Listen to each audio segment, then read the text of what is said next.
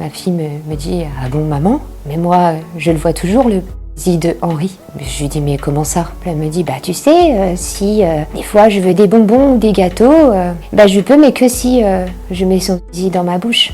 Moi c'est Amy, je suis là pour vous parler de l'injustice que nous vivons. Ma fille a été victime d'inceste de ses 2 ans à ses 8 ans par un membre de la famille paternelle. Je me suis séparée du père de ma fille quand elle avait presque 2 ans. On faisait des gardes alternées avec ma fille, ça se passait bien. Elle allait chez son père, des fois les week-ends ou les vacances scolaires. Il y avait une garde partagée. Donc début mai 2020, je faisais des poupées avec ma fille. Mon père m'appelle pour m'annoncer qu'un de mes oncles est décédé. Cet oncle, un jour, il a eu un geste envers moi qui était déplacé. Et j'ai dit à mon père, bah bien fait s'il est mort celui-là. Ma fille s'est mise à pleurer, donc j'ai raccroché avec mon père et je dis à ma fille, mais pourquoi tu pleures ma chérie, ça sert à rien de pleurer, t'inquiète pas, c'était pas quelqu'un de gentil. J'ai dit, tu vois ma chérie, un jour, ce monsieur, ce tonton, il a pris ma main et il l'a mis dans sa culotte. Bah j'ai dit ça, tu vois, c'est interdit, on ne touche pas.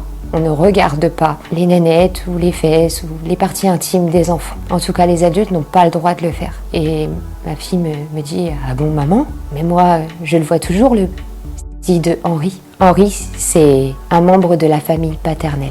Donc là-bas, forcément, je m'effondre, je m'écroule au sol. Je lui dis, mais comment ça? Et là, elle me donne un exemple. Elle me dit, bah tu sais, si des fois je veux des bonbons ou des gâteaux, bah je peux, mais que si je mets son zizi dans ma bouche. Donc là, je suis sortie de chez moi. Il fallait que je prenne l'air.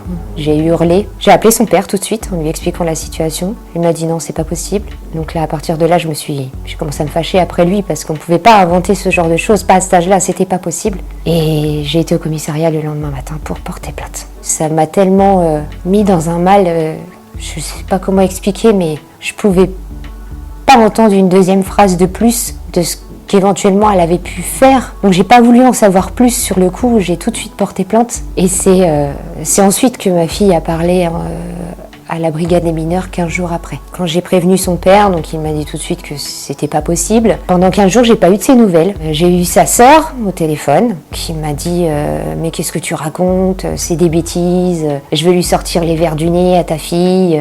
C'est qu'une menteuse. J'ai pas compris ses réactions.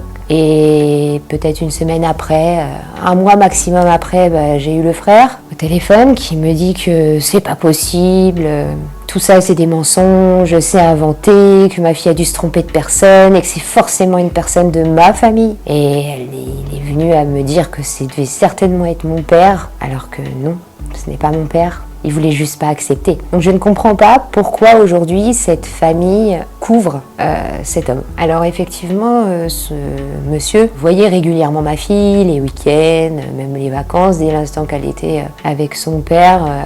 Ils ont passé beaucoup de temps ensemble, puisque mon ancien conjoint est parti vivre chez cet homme quand nous nous sommes séparés.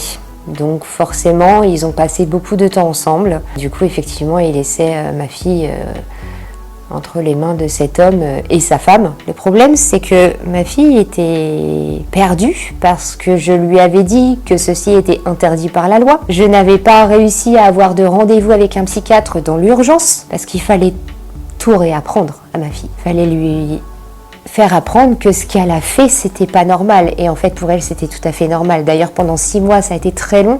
C'était les 6 mois les plus longs de ma vie, je pense, puisque pendant 6 mois, Henri lui manquait. Elle réclamait Henri. Elle voulait son affection. Donc, ça a été très compliqué pour moi de gérer cette situation. Elle me disait des choses un peu sordides qui me démolissaient jour après jour. Après ça, ma fille a été vue à l'unité médico-judiciaire. Et après ça, plus rien. On n'a pas eu de signe de vie de qui que ce soit.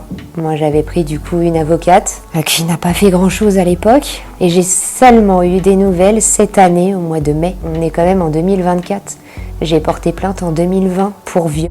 Et pendant 4 ans, j'ai eu 0 nouvelles. Il s'avère que Henri habite à 10 minutes de chez nous. Donc je vous raconte pas le calvaire que c'est psychologiquement de vivre à côté de cette personne. Quand j'ai su les choses, j'étais en train de faire construire ma maison. Je pouvais pas forcément partir du jour au lendemain comme ça. Je venais de porter plainte. Je pouvais pas partir non plus trop loin parce qu'il y avait le père.